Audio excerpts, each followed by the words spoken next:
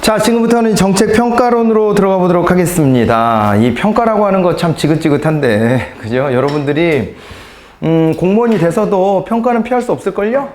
네, 계속 이렇게 정책 하나하나도 평가받고, 나중에 인사행정론 가서 또 보시겠지만, 여러분들 한 사람 한 사람도 전부 다 인사평가도 받아요.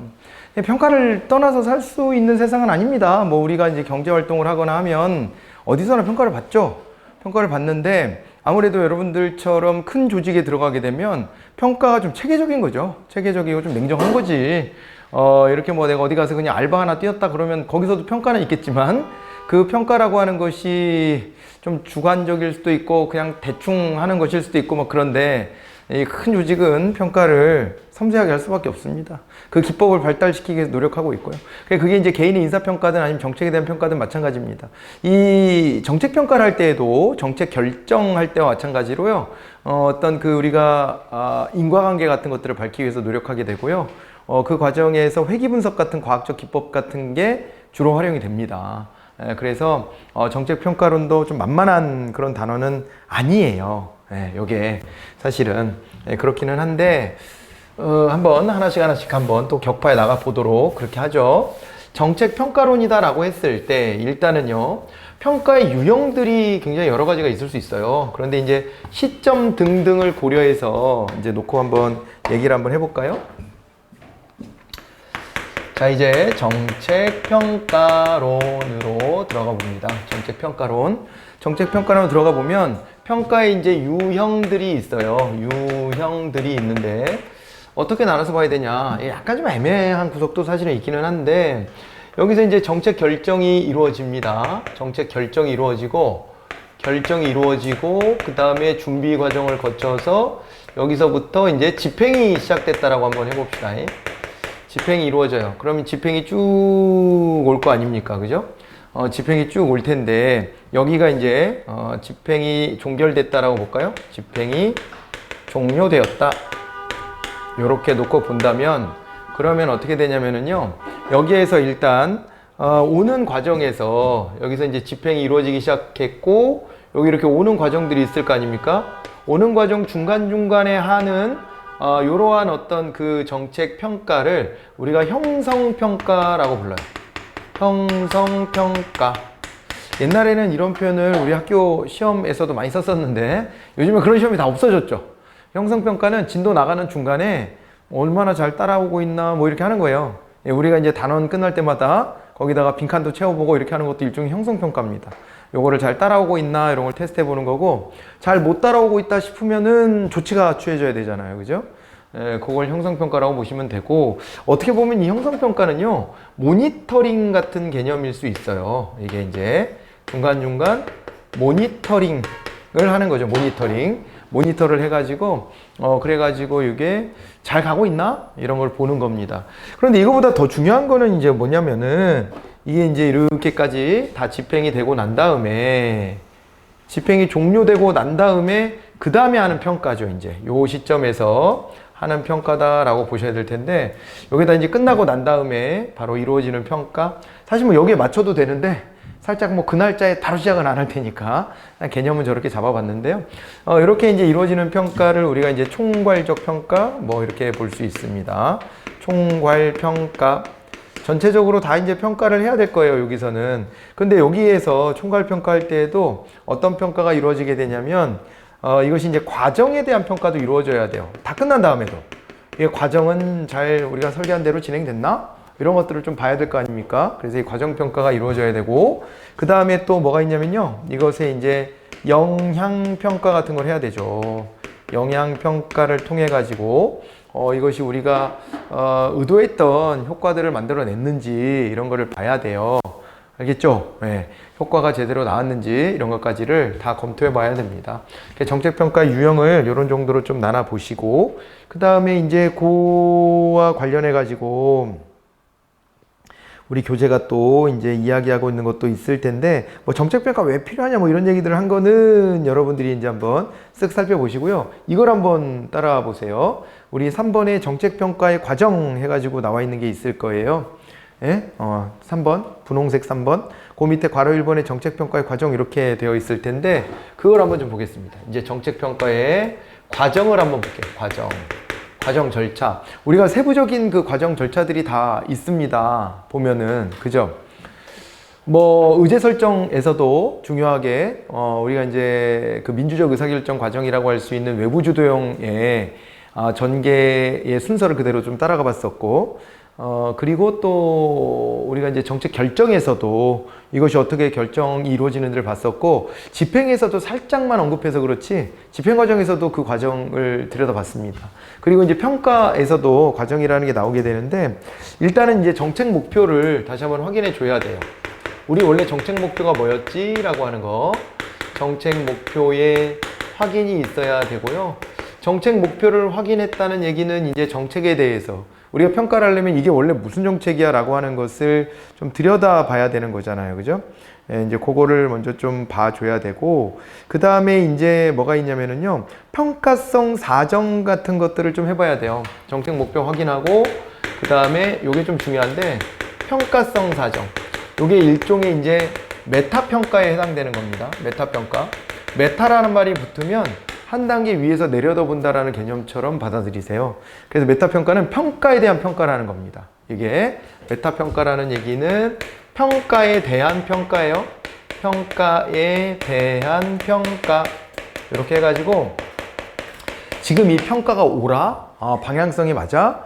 이렇게 하면 될까? 이런 것들에 대해서 평가에 대한 평가를 한번 해주는 것이다 라고 봐두시면 되겠습니다.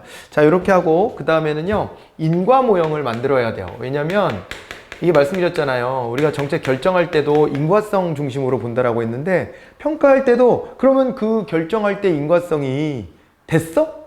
실제 구현됐어? 이걸 봐야 되잖아요. 그래서 이제 인과 모형을 여기다 이제 설정을 해야 된다라는 얘기가 뒤따라 나오게 되는 겁니다. 인과 모형을 만들고, 그 다음에는 이제 뭘 해야 되겠습니까? 이 인과 모형을 확인해 봐야 되니까 연구 설계를 해줘야 돼요. 연구 설계를 해서 연구 설계대로 이제 자료 수집하고 이제 평가하는, 분석하는 과정을 이제 겪어야 될 겁니다. 그래서 여기서도 자료 수집과 그 다음에 그에 따른 분석 과정이 있는 거고요. 이거에 따라서 이제 결과가 나온 거 아닙니까? 예, 평가 결과가 나오면 그 결과에 대해 가지고 이제 환류를 한다, 이렇게 보시면 되겠습니다. 이제 여기서는 정책을 종결하든가, 정책 종결을 결정하든가, 또는 환류, 이렇게 들어가 주면 돼요. 알겠죠? 네, 이렇게 해가지고 이 과정을 쭉 따라가 보시면 됩니다. 어려울 건 없죠? 어려울 건 없고 자연스러운 절차가 나와 있는 건데, 이 중에서 이제 시험에 잘 나오는 애는 얘예요. 평가성 사정. 평가에 대한 평가를 한번 해봐야 된다는 겁니다. 평가를 하기에 앞서서 이 평가가 정당한가? 이렇게 평가하면 될까? 이런 것들에 대해 가지고 한번 검토해 보는 과정이 꼭 앞에 초반부에 이루어져야 한다는 게, 요게 이제 시험에서 나오는 포인트니까 적어 설명하려고 쭉 한번 같이 따라 적어 본 겁니다. 자, 이제 이렇게 봐두시고, 그 다음에요, 내부평가, 외부평가 이런 얘기도 있어요, 기준이. 근데 이거는 저 뒤쪽에 가서 정부업무평가 기본법을 우리가 또 이 챕터에서 공부를 해야 됩니다. 그때 이제 조금 더 언급을 좀 해 드려 볼 건데, 뭐 내부평가, 외부평가의 장단점은 그냥 여러분들 상식 수준에서 쫓아가셔도 됩니다. 내부평가라고 했을 때 그때 장점은 뭐예요? 내부평가. 내부평가다 그랬을 때 가장 큰 장점은 뭐 이제 내막을 잘 알잖아요. 자기들이 내막을 잘 아는 사람들이 평가하기 때문에 세세한 부분까지 잘 들여다볼 수 있을 것 같다라고 하는 그런 측면이 있고, 그 다음에 자기네들의 그 깊이 있는 어떤 사정들, 이런 것들을 다 알 거 아닙니까? 그런 걸 다 감안할 수 있다라고 하는 것, 이런 것들이 장점이 됩니다만은 믿기가 좀 어렵죠, 항상. 또 이제 지네 문제를 지네가 직접 평가했다 그러면은 좋게 평가하려고 노력했겠지 뭘. 이제 그런 게 좀 의심스러워. 그래서 외부 평가를 맡기기도 해요. 외부 평가를 맡기게 되면은 객관성은 확보가 됩니다. 그런데 이제 문제는 그 이제 내막을 잘 이해하지 못한 상태에서 곁다리 짚는 형태로 해가지고 평가가 이루어질 수가 있다는 것이고, 또 외부 평가의 결과를 내부자들이 수용하지 못하는, 수긍하지 못하는 이런 경우들도 있기 때문에, 그런 점에 비춰보면은 좀 이제 한계가 분명히 좀 있을 수 있다라고 보시면 되겠습니다. 이것도. 그래서 장단점을 그렇게 좀 비교해 보시면 되는데, 뒤에 가서 보시면 알겠지만은 우리나라의 이제 공직사회에서는 기본적으로 내부 평가를 채택하고 있어요. 근데 과거에는 객관성 때문에 외부 평가 좀 중요하지 않을까라는 생각도 했지만 행정이 워낙 전문화되어 있고 그 다음에 역할이나 이런 것들이 좀 많이 비대해져 있기 때문에 외부자가 들어와가지고 제대로 평가하기 좀 어렵다라고 봅니다. 내부평가위원회를 만들어서 내부평가를 하되 여기에 그냥 외부 위원들을 좀 참여시키는 형태를 취해요. 그렇게 해가지고 객관성도 좀 담보하면서 자체적으로 좀 깊이 있게 평가해 보도록 맡겨두고 있습니다. 다만 공기업 같은 데 있잖아요. 이런 데를 평가할 때는 기재부가 관여를 합니다. 왜냐면 이게 이제 예산을 거기다가도 줘야 되잖아요. 근데 별도 법인이거든요. 이 공사, 공단 이런 데는 별도 법인이에요. 정부 안에 포함되어 있는 조직이 아닙니다. 별도 법인이기 때문에 별도 법인인데도 예산 지원 같은 것들을 해줘야 되고 하니까 그러면은 이럴 때에는 평가를 한번 해봐야 되는 거예요. 기재부 차원에서도. 감사원이 물론 나중에 감사도 합니다만 기본적으로 이제 기재부도 얘네들을 계속 공기업으로 지정해 둬야 되는지 말아야 되는지 뭐 이런 것들이 있으니까 그런 공기업 등 이 공사공단 공공기관에 대해서는 이제 이런 외부 평가가 기본적으로 이루어지고 있습니다. 그러나 정부 조직 내에서 보면은 여기는 이제 내부 평가 위주로 바뀌어져 있다라고 하는 것을 떠올려 놓으시면 되겠고요. 뒤에 가서 그건 다시 정리해 볼 것이고요. 자, 그 다음에 또 넘어가 봅니다. 정책평가 유형이 나와 있어요. 총괄평가는 전반적인 걸 다 본다. 뭐 이렇게 이제 봐두시면 될 건데 여기에서 이제 이렇게 영향평가를 볼 거냐 아니면은 당장의 어떤 그 산출에 대해서 우리가 이제 그 능률성 기준으로 평가를 할 거냐 뭐 이런 것들이 나눠질 수도 있어요. 뭐 이제 뭘 볼 거냐에 따른 것이죠. 그리고 이제 그것이 얼마나 공정하게 배분됐느냐를 들여다볼 수 있고요. 평가 기준은 여러 가지를 세울 수 있지만 대표 선수로는 이 영향 평가를 보시면 됩니다. 우리가 이제 단순 산출 결과만을 가지고 평가하는 것은 큰 의미는 없어요. 우리가 이제 정보통신부 사례를 같이 공부해 봤잖아요. 정보통신부에서 그 PC를 저소득층 가정에 깔아주는 거, 이 사업을 했을 때도 투입 대비 산출도 물론 뭐 의미는 있지만 그것까지 멈췄을 때는 뭔가 좀 덜 된 느낌이 확실하게 나잖아요. 이거를 이제 제대로 우리가 분석해 들어가려면 그것이 가져온 어떤 영향에 대해서까지 같이 들여다봐야 되고 그것을 우리가 효과성 분석이라고 볼 수가 있는 겁니다. 그렇게 해가지고 이제 아웃컴, 임팩트 이런 것까지를 살펴봐야 되겠다라고 하는 것으로 봐두시면 되는데 우리가 이제 그 밑에 보니까 박스에 능률성 평가 기준 그래서 파레토 효율 기준과 칼도익스 기준이 정리되어 있는데 이거 앞에서 제가 미리 말씀드린 바가 있었어요. 그죠? 우리가 이제 생각하는 효율성의 개념은 파레토 효율입니다. 그래가지고 기존의 만족을 훼손하지 않으면서 만족감을 더 끌어올리는 방법을 모색하는 것이고 칼도익스 기준이다 이렇게 가면 이거 같은 경우에는 이제 저울에다 놓고 재보는 거죠. 어떤 선택을 할 때 잃는 것도 있고 얻는 것도 있다. 그러면 얻는 게 더 크냐? 이걸 따져서 얻는 게 더 크다 그러면 오케이 하고 가는 것이고 잃는 게 더 큰 것 같다라고 할 때는 그때는 안 하고 이렇게 한다는 거예요. 좀 현실적이지 칼도익스 기준이. 그런데 우리는 이상적으로 파레토 효율이라는 것을 표방하고 있다. 그렇게 보시면 되겠습니다. 그렇게 보시면 돼요. 좀 저는 개인적으로 그렇게까지 이해는 잘 안 가는데 왜 경제학자들이 그렇게까지 비현실적인 전제를 깔고 있는 애덤 스미스의 주장을 곧이곧대로 받아들이는지를 저는 개인적으로 이해를 잘 못하겠어요. 아니 현실적인 전제가 아닌 거를 깔고 있다고 그랬잖아요. 애덤 스미스는 그걸 이해했던 것 같아 자기가. 그러니까 논리 구조를 한번 설명해 준 거지. 그러니까 이대로 해가 아닌데 그거를 왜 후대 학자들은 일부의 학자들이 그거를 그냥 곧이곧대로 받아들일까? 현실에서 나타날 수 없는 일을. 그래서 요즘에 사실은 노벨 경제학상도 다 비주류 경제학에 받아요. 비주류 경제학, 행태 경제학 이런 게 받는다고 말씀드렸잖아요. 그런 게 받지 비판 이론들이 받지 무슨 뭐 애덤 스미스의 논리 구조를 그대로 표방하는 것을 상을 주지 않아요. 그거 뭐 새로운 것도 없고 현실의 문제를 해결하는데도 크게 도움은 안 돼. 일단 우리가 이해는 했잖아. 그게 애덤 스미스가 뭘 말하려고 했던 건지를. 그러면 됐지. 그거는 그것으로서 가치가 있는 것이지. 그게 현실에서도 구현될 거라고 믿고 그걸 정책으로 실현하려고 한다? 잘 모르겠어요. 진짜 파레토 최적이라는 게 됩니까 이게? 될까? 현실에서? 그래서 이제 현실 속에서는 우리 정책을 만드는 사람들은 칼도익스 기준을 따질 때도 많죠. 정책에서 누군가가 불이익을 받을 수 있는데, 그럼 그거에 따른 이제 또 추가적인 정책을 만들어내는 거예요. 예를 들면, 우리가 이제 최저임금을 올렸잖아요. 문재인 정부 때. 그때 뭘 했냐면, 두루누리 사업이라는 걸 같이 병행을 합니다. 그게 뭐냐면은, 이제 최저임금이 올라가야 된다. 그래야지 우리나라의 형평성 같은 것들을 좀 끌어올릴 수 있다. 그때는 이제 형평성 기준이죠. 형평성 기준으로 우리 사회 형평성이 좀 낮은 게 문제다. 지금까지 경제 성장을 많이 했지만은 여기서 이제 빈부격차를 완화하는 데는 크게 신경 못 썼으니까 최저임금을 좀 끌어올려줘야 되겠다라고 해가지고 끌어올립니다. 근데 그렇게 하니까 빈틈이 어디가 생기냐. 최저임금이 올라가도 뭐 그걸 감당할 수 있는 데들까지는 지원해 줄 필요는 없어요.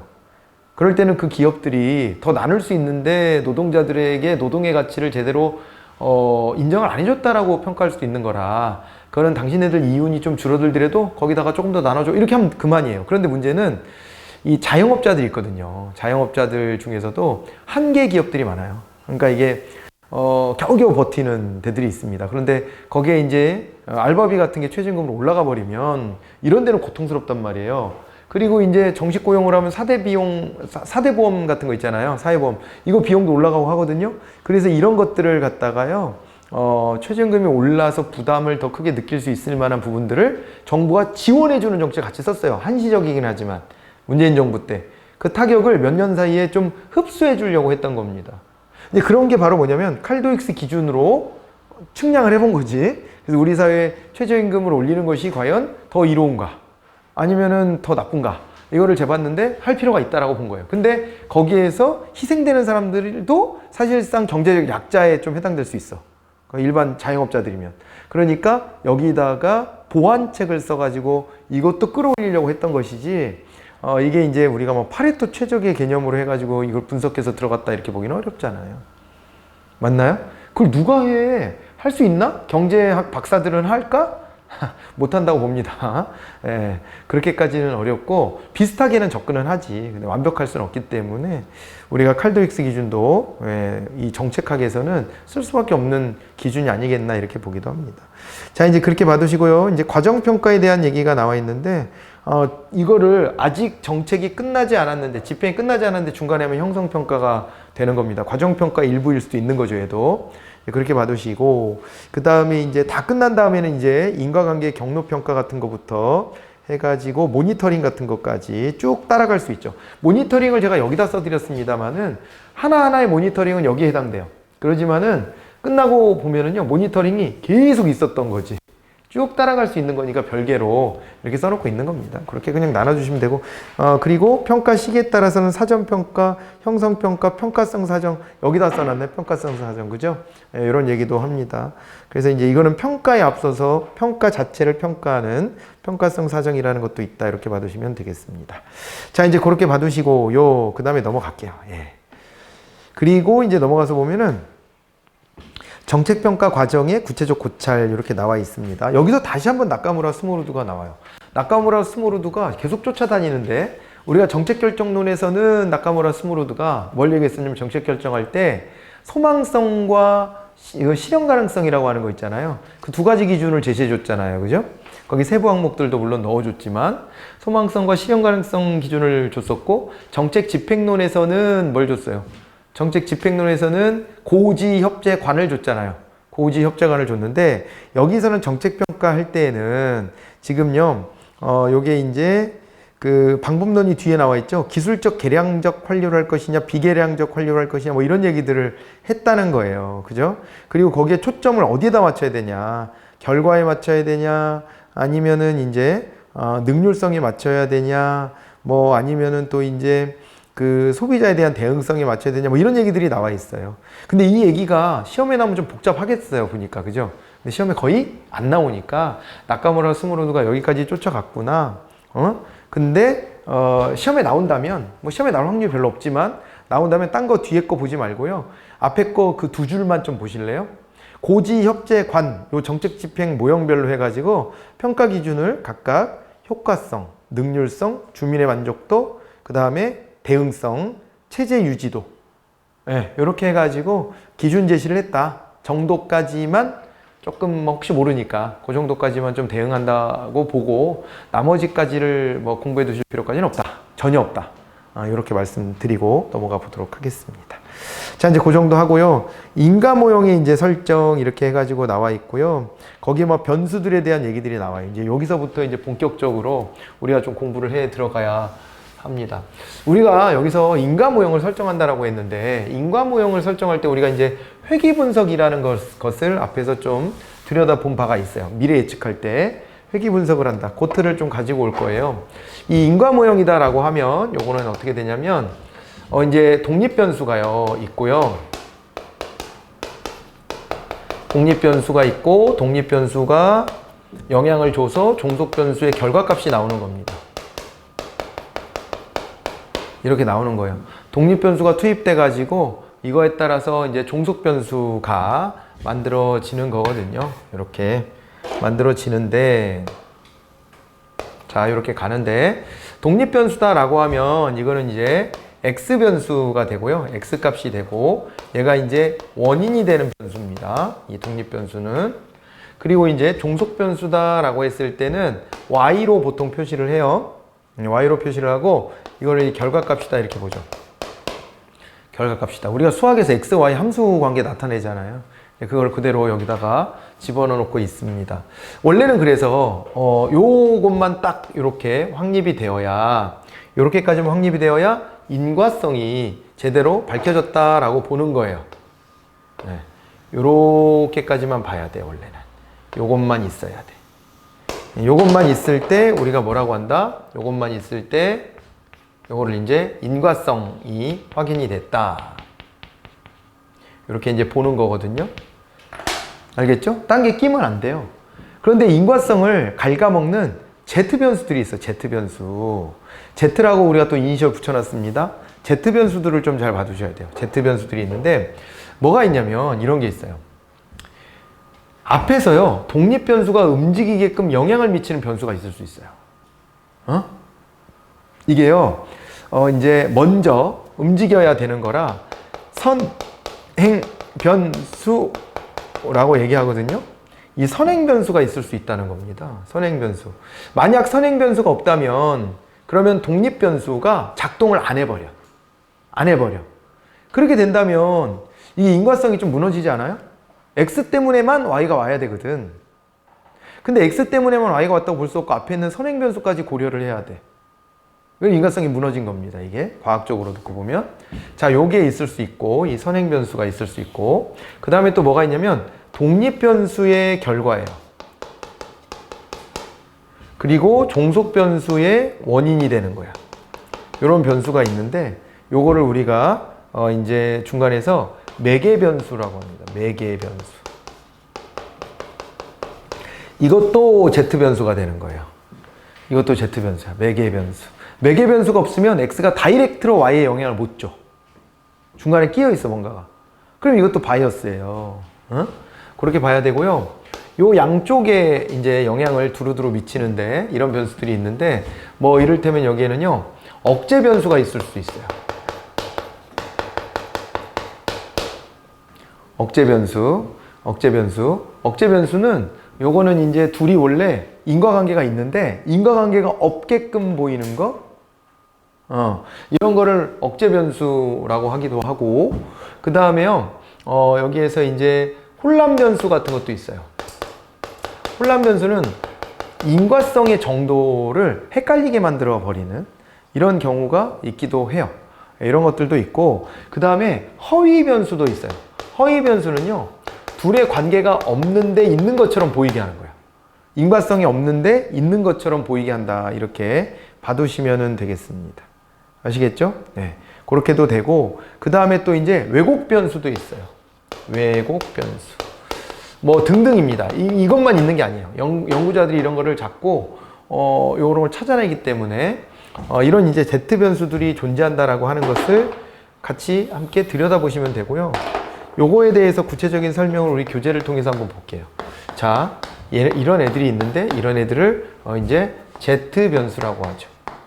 Z 변수라고 그러고, Z 변수는 인과성을 이제 낮추게 되는 거지. 인과성을 훼손하는 것이다. 라고 받으시면 됩니다. 먼저 보실까요? 자, 허위 변수가 나와 있습니다. 허위 변수. 허위 변수가 나와 있는데 이거는 둘의 관계가 없다고요. x와 y의 관계가 없어. 없는데 있는 것처럼 보이게 하는 거예요. 가짜 변수야. 그게 허위 변수라고 봐야 되고, 그 다음에요, 혼란 변수라고 하는 게 또 있습니다. 혼란 변수. 혼란 변수가 있는데 이것은 두 변수 간의 일부 상관관계가 있는 상태에서 숨어서 두 변수 모두에 영향을 미쳐 그 효과를 더 크게 보이도록 하는 제3의 변수다. 이렇게 되어 있죠. 그죠? 예, 그래서 요게 이제 상관관계가 있는 상태래요. 그 얘기는 무슨 얘기냐면 이게 혼란 변수랑 허위 변수를 좀 묶어서 보시면 좋을 텐데, 허위 변수는 관계가 없는데 있게 보이는 거고, 그 다음에 혼란 변수는요, 둘을 더 돋보기를 들여다 놓고 보는 것처럼 크게 보이게 하는 거예요. 그래서 둘이 그냥 일부 상관관계가 있을 뿐인데 이것을 이제 인과관계로 확장해서 보여주는 거죠. 그러니까 얘는 아예 없는데 있게 만드는 거고, 혼란 변수는 이것을 상관관계를 인과관계로 보이게끔 만들어주는 거. 그렇게 혼란시키는 것이다. 이렇게 보시고요. 선행변수는 독립변수 앞에서 독립변수에 유효한 영향력을 행사하는 변수라 그랬고, 억제변수다 그랬을 때는 둘의 인과관계가 있는데 이거를 무너뜨려 버리는 거고요. 왜곡변수는 이건 정반대로 보이게 한다. 이렇게 돼 있죠. 그래서 독립변수와 종속변수의 사실상의 관계를 정반대로 보이게 한다. 이렇게 되어 있습니다. 그러니까 뭐냐면 음과 양의 방향을 역으로 해석하게끔 한다. 그랬습니다. 뭐가 원인이고 뭐가 결과인지를 왜곡해 버리는 거, 그런 것들도 있을 수 있다. 그런 왜곡 변수가 있을 수 있다. 이렇게 이야기하고 있어요. 됐죠? 그리고 이제 매개 변수 나왔죠. 그래서 이거 독립 변수의 결과이자 종속 변수의 원인이 된다. 그런 얘기를 했고, 그 다음에 좀 뭐 부수적으로 조절 변수 같은 것도 추가해 놓고 있는데, 이거는 독립 변수와 별개로 독립적으로 종속 변수에 영향을 미쳐서 독립 변수와 종속 변수 간의 관계를 강화시키거나 약화시키는 제3의 변수를 조절 변수라고 이렇게 이야기하고 있기도 합니다. 나머지 것들은 별로 중요하지 않고, 일단은 여기에 주로 이렇게 써드린 거 있잖아요. 얘네들 변수의 관계를 주로 보시면 됩니다. 알겠죠? 다시 한번요. 얘네들은 쉽죠? 얘네들은 쉽고 얘네들이 좀 헷갈리는데, 구분하실 때 억제 변수는 둘이 인과관계가 있는데 없게 보이는 거, 없게 보이게 만드는 거. 혼란 변수는 둘이 상관관계 정도에 불과한데 인과관계가 있는 것처럼 보이게 하는 거. 허위 변수는 둘이 어떻게 되는 거예요? 둘이 관계가 없는데 관계가 있게끔 보이게 하는 거. 그리고 왜곡 변수다 그러면 둘의 원인과 결과 관계를 혼돈스럽게 만드는 거. 이렇게 봐두시면 되겠습니다. 그렇게 해서 찾아 나가시면 돼요. 됐죠? 네, 이렇게 보시고, 그 다음에 이번에 진짜 중요한 거 갑니다. 이제 진짜 중요한 건데 뭐냐면은요, 여기에서 이제 정책 평가를 할 때 이제 우리가 고려해야 될 요소가 있어요. 정책 평가 이제 요소가 있는데 이거를요 어떻게 보냐면 타당성하고 신뢰성으로 나눠서 봐요. 신뢰성. 이렇게 놓고 보거든요. 이렇게 놓고 보는데, 이 타당성과 관련해서는 어떤 학자가 있냐면, 여기는 쿡하고 캠벨이라는 학자가 있어요. 이 학자들이 이 타당성에 관련해서 연구를 좀 진하게 했습니다. 타당성과 관련해서. 그래서 쿡 앤드 캠벨 이렇게 가는데, 타당성을 크게 네 가지로 나눠버려요. 여기서 타당성을 크게 네 가지로 나눈다. 네 가지로 나누는데, 하나가요 구성 타당성이라고 하는 게 있고요. 그리고 두 번째는요 통계 결론의 타당성이라는 게 있어요. 통계 결론의 타당성이라고 하는 게 하나가 있고, 그 다음에는요 내적 타당성이 있습니다. 내적 타당성이 있고, 또 하나는요 외적 타당성이에요. 이렇게 구분이 됩니다. 네 가지로 이렇게 구분이 될 텐데, 그런데 구성 타당성은요 여기에는 이런 거예요. 요거를 분석하기 위해서 모든 것들이 다 고려가 됐냐. 그래서 이 구성 타당성은 고려되어야 될 고려사항이 그대로 다 반영되어 있는지 여부, 이거예요. 그래서 이거는 크게 중요하지 않습니다. 크게 중요하지 않은데 나머지 세 개 중심으로 봐야 돼요. 통계 결론의 타당성은요, X가 Y에 영향을 줬느냐, X가 Y에 줬냐. 여기서 이제 인과성을 보는 거라 그랬잖아요. 인과성이 있냐? 이걸 보는 거예요. X가 Y의 인과관계를 가지고 원인이 되어서 Y라는 결과를 만들어냈냐 이걸 보는 것이고, 내적 타당성은 있잖아요. 요 인과성과 관련해서 잘 보세요. 인과성과 관련해서 이 추론이 얼마나 정확한가.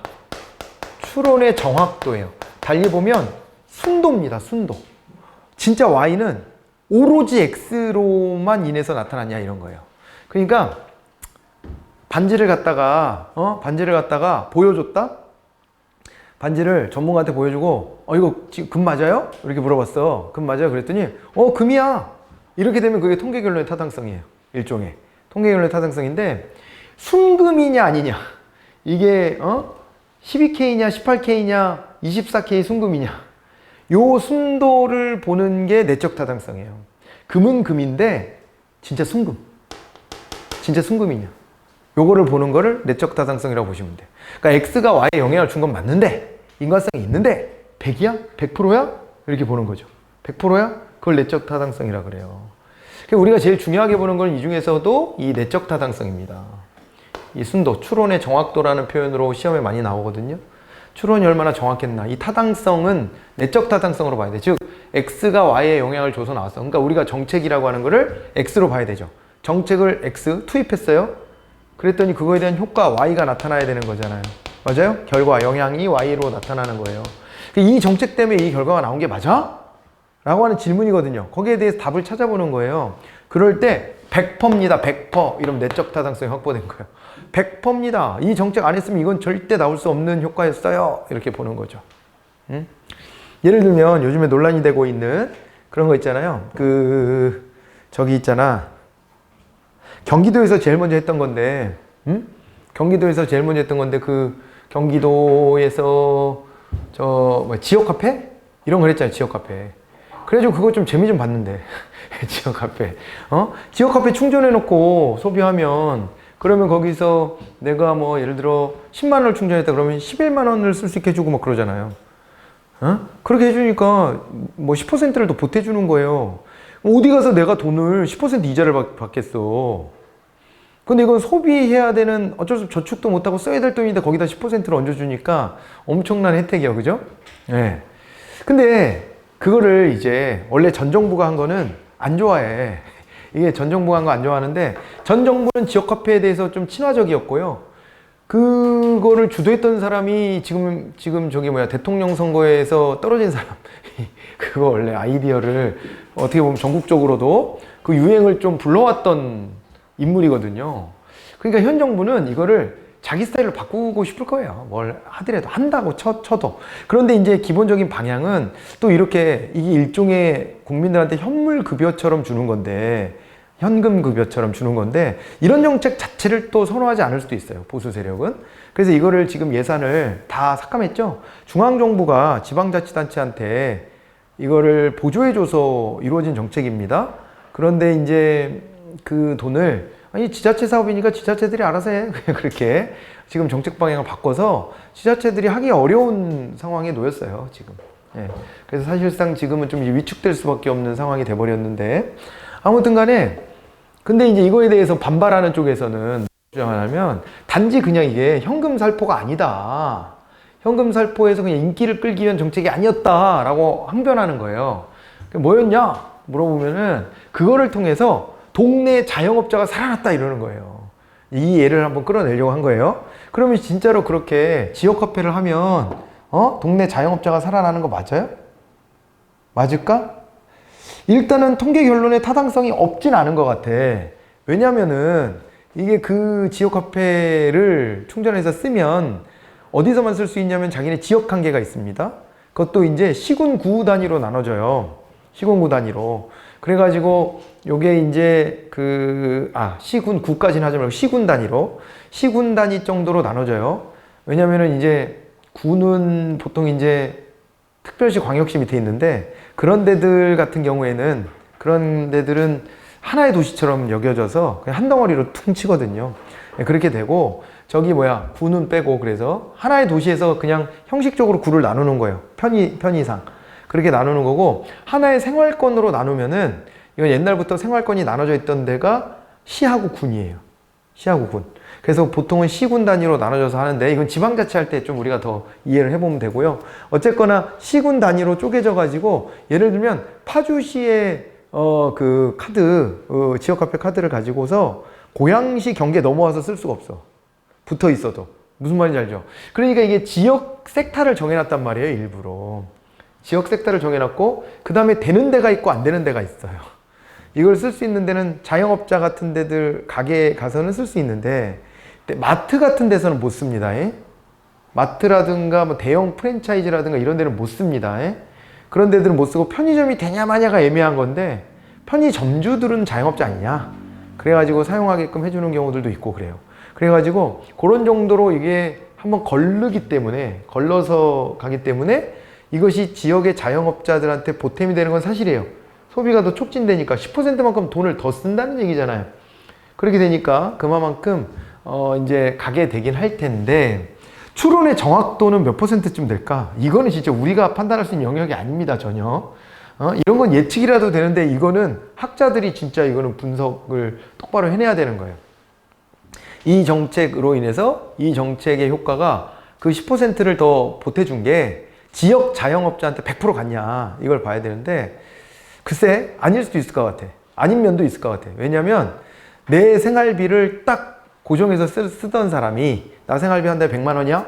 이렇게 쓰는 사람이 지역화폐 충전을 해가지고 110만 원이 주어질 것 같으면 한 90만 원쯤? 91만 원만 쓰고 100만 원 채워서 그 정도만 딱 쓰고 나머지는 내가 저쪽으로 세이브했어. 이렇게 되면, 그러면은 그것은 그죠? 자영업자한테 100%다라고 볼 수는 없잖아. 이런 요소들이 있을 수 있어요.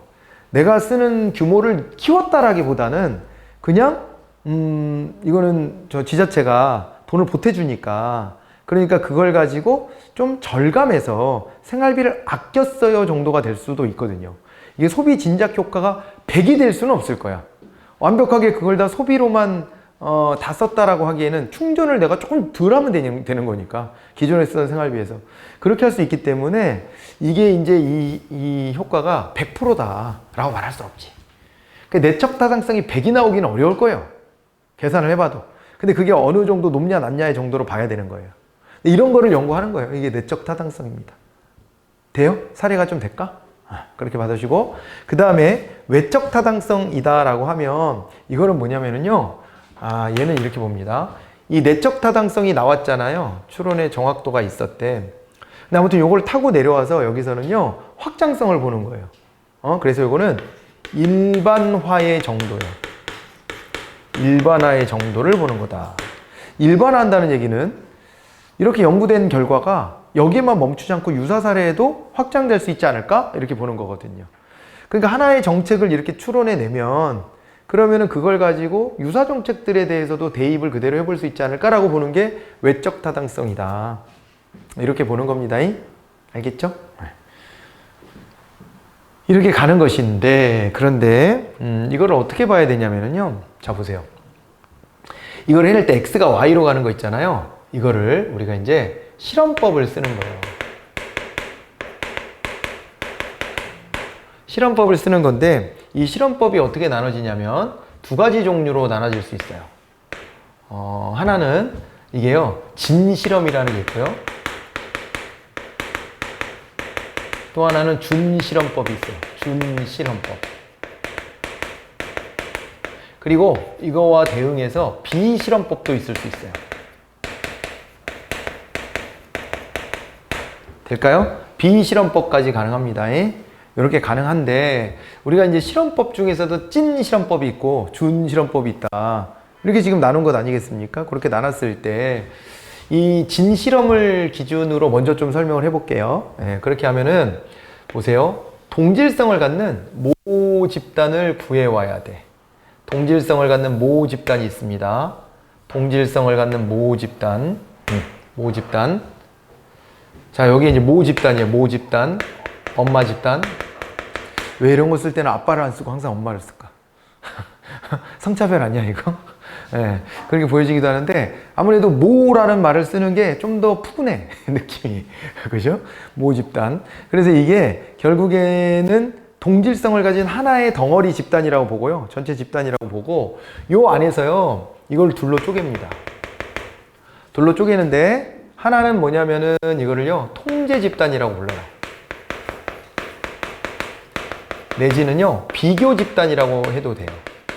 비교 집단, 통제 집단을 만들어 놓고 또 하나는 실험 집단이라고 규정을 하는 거예요. 실험 집단이라고 합니다. 이렇게 나누는 거예요, 둘을. 근데 이게 진실험과 준실험은요 뭐로 나눠지는 거냐면 요거를 나누는 방식으로 구분되는 거예요. 딴 거 없어요. 그거 나누는 방식인데 자, 요거 설명을 한번 드려볼게요. 여러분 요거 진실험법이다 라고 하면 진실험법일 때는요 무작위 배정을 해요. 무작위 배정을 해요. 요 둘을 나눌 때 무작위 배정을 나누는데 그냥 반 나누는 거예요. 그냥 반. 왜 나누냐면 모 집단의 동질성이 확보됐을 때 하는 거예요. 요때 이제 그냥 반을 나누는 거예요. 그냥 반. 왜냐면 모 집단이 다 동질적이니까. 다를 게 없으니까 그냥 반 나누면 돼요. 여기에 여러분들이 개성 따위는 하나도 없어. 다 똑같은 인간들이야. 그러면요 이거를 실험할 때 그냥 여기 반은 통제 집단, 여기 반은 실험 집단 합시다. 그러면 끝나. 그러면은요 연구자의 개입이 커요, 작아요? 큰 것 같아, 작은 것 같아, 느낌적으로? 굉장히 작은 거예요. 연구자가 그냥 개입할 것도 없이 여기 반 이러면 끝나. 연구자의 주관이 개입될 여지가 없습니다, 이게. 그래서 진짜 실험이 될 수 있는 거고요. 이게 원래 자연과학에서 넘어온 거예요. 자연과학의 실험은 말이죠. 자연과학의 실험은 이런 식으로 있잖아요. 진짜 실험의 형태가 가능합니다. 왜냐면 거기에는 우리가 뭐라고 그럴까? 인정 같은 걸 베풀 필요가 없잖아. 인정 같은 걸 베풀 필요가 없잖아. 인정 같은 거를. 그러니까 그냥 냉정하게 가면 돼. 그 똑같은 현상이 벌어지고 똑같은 뭐 성분을 가지고 있는 것들을 갖다가 둘로 나눠 놓고 어디 하나에만 뭐 다른 물질을 첨가해 본다든가 이런 식으로 하면 되잖아, 그냥. 그런 거는 아무런 고려할 게 없어요. 고려할 게 없고, 그 다음에 윤리적으로도 전혀 뭐 그런 걸 깨름직하게 여길 필요도 없어요. 그냥. 그렇게 되는 건데, 동물은 조금 애매합니다. 동물. 지금까지 동물은 어떻게 왔죠? 동물 같은 경우도 그냥 자연물을 대하듯이 해왔어. 지금까지는 사실은.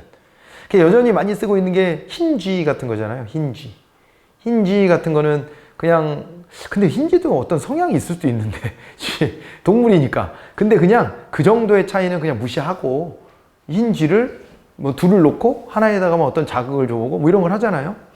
그런 걸 하기도 하고, 그 다음에 또 뭐 더 크게는 강아지 같은 것도 쓰기도 하죠. 비글 같은 종류는 원래 실험견으로 많이 쓴다고 알려져 있잖아요.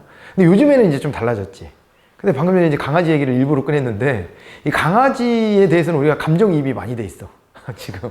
그래서 강아지에 대해서 개성이 있다라고 생각을 다 하죠. 강아지도.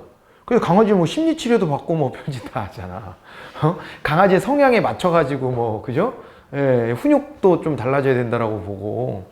그러는 거 아닙니까? 그래서 흔히 종별로 강아지의 특성이 다르다고 이렇게 얘기도 하고 말이에요. 그리고 이제 개별 주인은 우리 집 아이는 이런 성향이 있어요. 뭐 이런 얘기도 하고, 이제는. 같은 종 안에서도 또 성격이 다를 거 아니에요. 그런 것들을 나누기도 하고 막, 요즘에는 그래. 이게 거의 사람 취급을 받아요. 사람 취급을. 그래서 이제 얼마 전에도 뭐 개 식용 반대를 하냐 마냐 뭐 법으로 만들냐 마냐 좀 법으로 만들기까지는 어려울 거라고 저는 봅니다. 그런 주장을 하는 사람들이 있는데 법으로 만들려면 여러 가지 복잡한 문제가 걸려요. 법은 이게 형평이 맞아야 되거든요. 균형성이 있어야 돼요. 왜 개만 해야 되지? 에 대한 질문에 대해서 해소하기가 좀 쉽진 않아요. 왜 개만 식용하면 안 되지? 에 대해서. 물론 법이라는 게 우리의 사회적 합의가 있으면 할 수는 있는데, 하려면은 눈 감고 해야 돼, 그냥. 개는 안 돼! 이렇게 해야 되거든요. 그럼 그 다음에 나는 고양이의 애착을 느껴요 하면 고양이도 먹으면 안 된다고 해야 돼요. 고양이 먹는 사람은 좀 적긴 하지만, 옛날에는 그 미신처럼 관절이 안 좋은 사람들은 고양이가 왜 높은 데서 던져도 지가 이렇게 착지를 잘하지 않습니까? 관절 탄력성이 좋아서. 그래서 고양이를 먹으면 관절이 좋다. 이래가지고 고양이도 먹고 그런 사람들이 있었어. 그럼 고양이 먹는 것도 금지해야 되냐? 그럼 소는요? 소가 엄청 판단한다며. 소가 지금 상황이나 이런 것들을 다 인지한다잖아요. 돼지만큼 또 IQ 높은 애도 없고. 그러면 이런 것들을 따지고 들어가면 우리가 육식을 하는 동물인데, 응? 그럼 결국에는 다 비건이 돼야 되는데, 그렇잖아. 이거를 그럼 우리가 사회적 합의할 수 있느냐. 이 심각한 문제, 이게 지금 내용으로 들어가 보면 논쟁거리가 한두 가지가 아닙니다. 그렇게 했을 때 이거를 법으로 정하기까지는 좀 쉽지 않아요. 근데 내버려 두면 그냥 안 먹어질 건데 굳이 그냥 이거를 법으로 건드릴 이유도 없죠. 사실은. 젊은 세대 중에 오늘 게 할까? 이런 사람이 어딨어? 친구 만났는데 야 오늘 저 게장국집에서 게장국이나 한 그릇 때릴까? 이런 사람들이 어딨냐고 요즘에. 아예 찾아보기도 힘들잖아 이제. 옛날부터 있었던데 몇 군데 남아있는 것 뿐이지 거의 없어졌어. 이거 그냥 내버려두면 사라질 거를 왜 굳이 그걸 가지고 그렇게까지 시끄럽게 구는지도 잘 모르겠어. 괜한 논쟁만 더 불러오지. 그냥 가만히 두면 인간의 감정이 거기까지는 갔어. 개에 대해서는 좀 그래. 뭐 다른 고기도 있는데 뭘 개를 먹어 이렇게 해서 자연스럽게 그냥 선택의 문제로 놔두는 게 합리적일 것 같아요. 그거 괜히 건드려봐야 안 돼 법으로. 법을 만드는 순간 희한해진다니까 그게. 근데 아무튼 인간이 그런 단계로까지 가고 있어요. 가고 있어서 동물은 약간 애매한데 인간은 진짜로 이거는 신중해야 돼. 일단은 인간이 인간을 바라보면 이게 흰지로 보이질 않아. 여러분들을 봤을 때 내가 흰지로 인식이 안 돼. 흰지로 인식이 안 되고 다 개별 개성이 있는 존재들이거든요. 그렇게 가다 보니까 어때요? 이거를 그냥 무작위로 나눈다는 게 좀 이상해. 나누기가 어려워. 지금 여러분들의 공통점도 많아요. 지금 이 시점에 공무원이 굳이 공무원이 되겠다고, 남들 공무원 지금 안 하겠다고 때려치는 마당에 나는 그래도 공무원이야 이러고 모여져 있는 사람들이고, 그잖아요. 그리고 그것도 현장 강의를 듣는 게 나는 더 공부하는데 도움이 될 것 같아 라고 선택해서 이 자리에 또 모여 있고, 공통점을 찾자면 여러 가지가 있어. 심지어 지역적 정서도 공유하는 사람들이야. 그렇잖아요. 그죠? 이런 사람들이 모여 있어. 그렇지만은 여러분들의 개성이 없다라고 말할 수 없잖아요. 여러분들의 특성이 다 동일한가? 안 그러잖아. 그래서 이게 사실은 이게 불가능해. 사회과학에서. 사실상 불가능하다고 봐야 돼. 사회과학은 사람을 대상으로 하는 거잖아요. 그렇잖아요. 사람 집단을 놓고 연구하는 건데 이거를 무작위 배정을 할 수 있다고? 이거는 자연과학의 기법을 가져왔다 정도의 의미지 이거를 갖다 실제로 하긴 좀 어렵고. 그럼 해봤자 이제 뭘 한다는 거예요? 준실험을 한다는 얘기가 될 텐데, 준실험은요 현실적인 걸 고려해서 뭘 하냐면 짝짓기 배정을 해. 근데 이게 순도가 좀 떨어진다고 봐. 왜냐면은 짝짓기를 할 때 연구자의 주관이 개입돼. 제가 여러분들을 놓고 이제 하려면 이렇게 해야 돼요. 이게 행정학의 새로운 교수법을 적용해 볼 거예요. 여러분들한테 적용해 볼 건데 이게 효과가 있나 없나를 내가 따져보고 싶어. 근데 이제 여러분들을 놓고 딱 반을 나눠서 한쪽에다가는 새로운 교수법, 한쪽에다가는 그냥 옛날 교수법, 이렇게 할 수도 있겠지만, 그렇게 할 수도 있겠지만은 그렇게 하고 보기에는 여러분들의 지금 학습 수용 능력, 배경 지식 이런 게 다 달라. 그죠? 그렇기 때문에 이걸 이렇게 나누는 건 좀 그래. 그래서 내가 어떻게 하냐면 이렇게 하는 거예요. 비슷해 보이는 둘씩을 짝을 지어. 공부 단계, 배경 지식의 정도, 아니면 집중력의 크기, 이런 것들을 가지고 둘 짝을 짓는데. 그런데 여기에 내 선입견이 개입이 전혀 안 될 것이냐. 개입이 될 수 있죠. 이 사람은 나이가 좀 들었어. 그러면 공부를 한참 쉬었다가 왔을 가능성이 높기 때문에 집중력이 좀 떨어질 거야. 이런 선입견, 이건 선입견일 수 있거든요. 그건 개인차가 그런 어떤 객관적으로 우리가 보통 그냥 상식 수준에 생각하는 것을 뛰어넘는 것들이 있을 수도 있는데, 그런 선입견이 작동할 수도 있어. 그래가지고 이 짝짓기 배정은 무작위 배정보다 나쁜 거라고 봐. 실험을 할 때 좋은 건 아니야. 근데 불가피해서 하는 거예요. 그냥 그래도 실험의 형식을 취해보려고 하는 겁니다. 이게 그렇게 했을 때 어떻게 하냐면 이런 식으로 나누는 거예요. 별의 성향을 가진 사람을 둘 짝을 지어서 한 사람은 일로 한 사람은 일로 보내. 네모의 성향을 가진 사람을 또 둘을 짝을 지어서 하나는 일로 보내고 하나는 일로 보내. 세모의 성향을 가진 사람을 하나는 일로 보내고 하나는 일로 보내. 그 다음에 역삼각형의 성향을 가진 사람은 하나는 일로 보내, 하나는 일로 보내. 이런 식으로 하는 거예요. 그럼 봐봐요. 분명히 이 집단은 모집단의 동질성 확보가 안 돼. 동질성이 절대적으로 있다라고 말하기에는 좀 그래. 다 달라. 개성이 있어. 그런데 비슷한 사람들을 묶어서 짝을 지어가지고 한 사람은 일로 한 사람은 일로 보내면 요 통제 집단 전체와 실험 집단 전체를 놓고 봤을 때는 비슷해지지 않아요? 그러잖아. 여기에도 별, 네모, 삼각형, 역삼각형. 여기도 별, 네모, 삼각형, 역삼각형. 이렇게 구성되니까 집단 대 집단은 비슷해지잖아. 이거를 노리고 하는 게 짝짓기 배정이에요. 매칭 기법.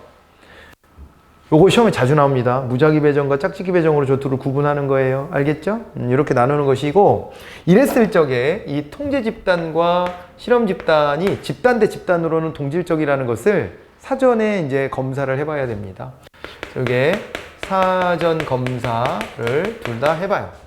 사전 검사 둘 다 해봅니다. 그러면은 이게 일단 세팅이 잘 됐다라고 하려면 어떻게 해야 되냐면 둘이 어떻게 해야 돼요? 같아야 돼. 같거나 거의 비슷해야 돼. 그죠? 그러니까 이게 뭐 무시해도 좋을 정도의 차이면 괜찮다. 이런 정도로 가야 됩니다. 그래가지고 사전 검사를 해봤을 때 둘이 어떻다? 동일하다가 돼야 되고, 동일하다. 여기서부터 출발하는 거예요. 그리고 통제 집단은요, 왜 이름이 통제 집단이냐? 앞으로요, 새로운 거는 절대 집어넣으면 안 돼, 여기는. 그 현상을 유지해야 돼. 그래서 모든 변수를 전부 다 통제할 거야, 여기는. 그렇게 하고 나중에 사후 검사를 받을 거거든요. 그러면 사후 검사를 해보면, 아니, 뭐 새로운 걸 넣은 게 없는데, 사전 검사 값하고 달라졌어야 돼요? 안 달라졌어야 돼요? 안 달라졌어야 되는 거예요. 이게 달라지지 않아야 돼요. 알겠죠? 달라지지 않아야 되고, 아니지. 잘못 썼네. 달라지지 않아야 되니까 같아야지. 같아야 돼, 이게. 결과값이 차이가 나면 안 돼. 그죠?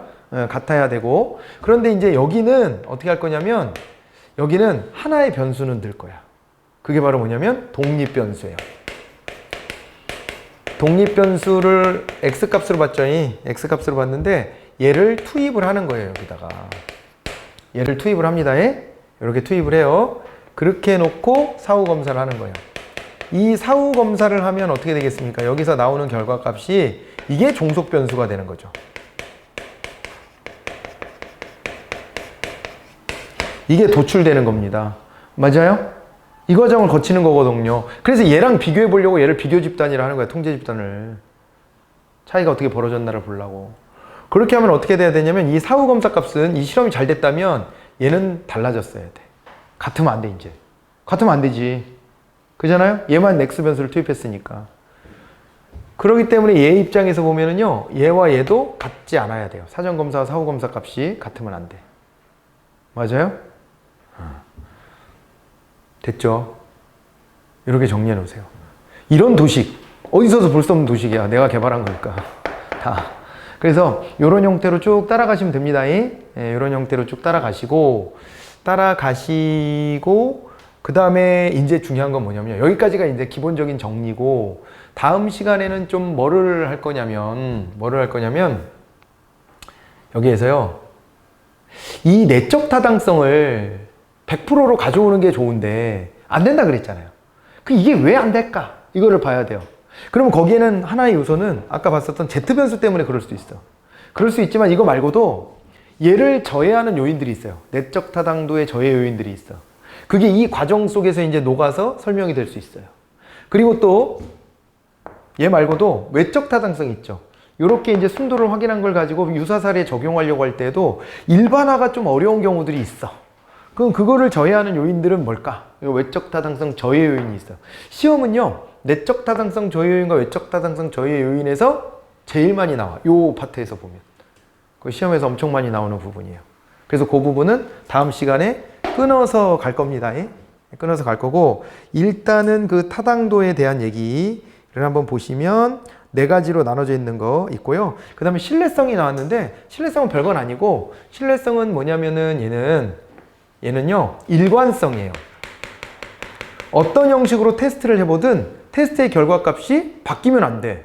그러니까 방식을 달리 한다고 해도 여러분들한테 행정학 성적을 조사하려면 어떤 일관성이 있어야 되냐면 그 OX로 물어도 그 결과값이 같아야 되고요. 등수가. 그죠? 거의 유사하게 나와야 되고, 그 다음에 이걸 빈칸 채우기로 해도 거의 같아야 되고, 그 다음에 사지선다로 했을 때도 크게 차이가 나면 안 돼. 그게 일관성이에요. 일관성. 테스트 방법을 달리한다 그래서 거기서 성적이 들쭉날쭉하면 그거는 제대로 공부했다라고 보기가 어려운 거잖아요. 그죠? 그래서 이 신뢰성이라고 하는 것은 테스트 방법을 어떻게 할 거냐를 가지고서 다양한 방법이 있을 수 있는데 그 방법들을 뭘 쓰든 간에 이것이 일관성이 유지돼야 된다라고 하는 겁니다. 일관성이 유지되어야 한다. 이해가 될까요? 네. 그렇게 해가지고 접근을 하시기 바랍니다. 신뢰성, 일관성.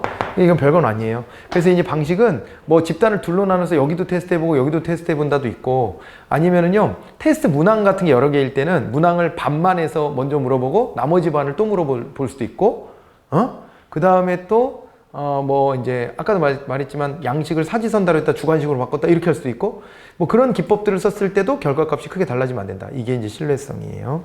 거기까지 같이 봐두시고요. 그 밑에가 바로 이제 정책평가의 타당성 저해 요인 그러고 나와 있거든요. 여기서부터는 이제 끊어서 다음 시간으로 이어가 보도록 하겠습니다. 쉬었다 오세요.